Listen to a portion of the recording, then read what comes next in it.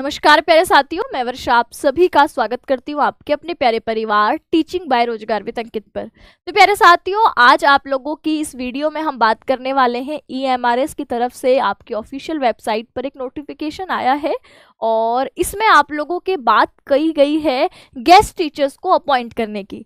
यानी कि EMRS जो कि होते हैं आपके एकलव्य मॉडल रेजिडेंशियल स्कूल, यानी जो आपके आदिवासी जनजाति क्षेत्र के जो बच्चे होते हैं उनको पढ़ाने के लिए रेजिडेंशियल स्कूल होते हैं।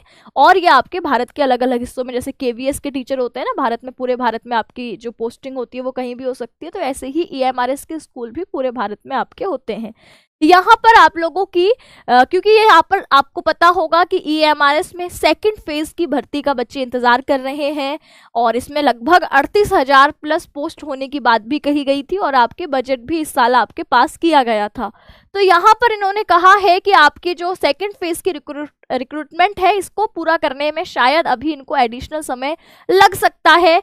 ऐसे में बच्चों की पढ़ाई बाधित ना हो, उनको कोई दिक्कत ना हो, इसके लिए ये आपके कुछ गेस्ट टीचर्स को अपॉइंट करने जा रहे हैं। इसकी समय सीमा इन्होंने निर्धारित करी है 31 मार्च 2026 तक, क्योंकि अभी तक नोटिफिकेशन तो निकला नहीं है। नोटिफिकेशन नहीं निकला है तो यानी कि अब ये आपकी 31 मार्च 2026 तक इस सेशन में, जो 25-26 का सेशन है, इसमें ये गेस्ट टीचर से ही पढ़वाने का सोच रहे हैं।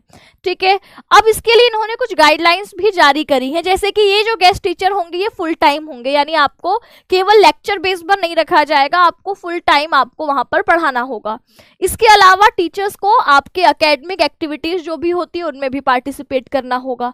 इसके अलावा कहा कि वैसे तो आपका सीटेट या आपका जो BEd है ये आपके जरूरी होता ही है, कंपलसरी होता ही है, लेकिन in case of exceptional and emergency situations अगर ये आपके पास नहीं है तब भी आपको कंसीडर किया जा सकता है। ठीक है, ये बातें इसमें कही गई हैं। तो यानी हम मान के चलते हैं कि अभी इस सेशन में अगर ये गेस्ट टीचर्स को नियुक्त कर रहे हैं तो यानी कि अभी इनकी भर्ती में थोड़ा समय आपका लग सकता है, यानी 2-3 महीने के बाद आपका हो सकता है नोटिफिकेशन आए, फिर उसके 2-3 महीने में ये एग्जाम कराएं, है ना। तो ये आपके EMRS में जो आपकी टीचिंग और नॉन टीचिंग की जो दोनों वैकेंसीज है इसको भराने के लिए ये आपका एग्जाम होगा।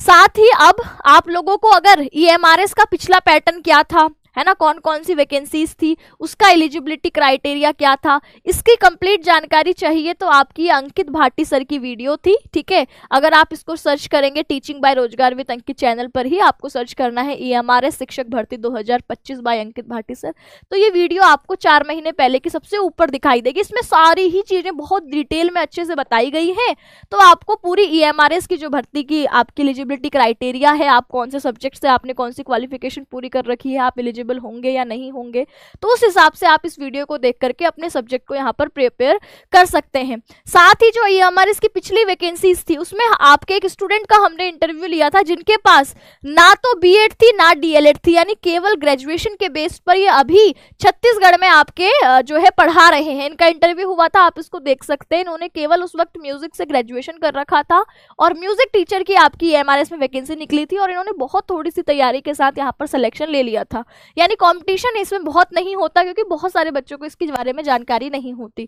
तो आप लोग भी जो है आपके EMRS में अपने अपने सब्जेक्ट, क्योंकि यहाँ पर TGT PGT की वैकेंसी होंगी टीचिंग में, तो आपको अपना सब्जेक्ट ही प्रिपेयर करके रखना होगा। तो आप प्रीवियस ईयर का पैटर्न देखते हुए अपने EMRS की तैयारी को कर सकते हैं। साथ ही अगर अभी आप एज अ गेस्ट टीचर पढ़ाने की कहीं सोच रहे हैं तो EMRS आपको इसका भी मौका देगा। ये गाइडलाइंस आपकी इन्होंने जारी कर दी है, तो आप इसको देख सकते हैं।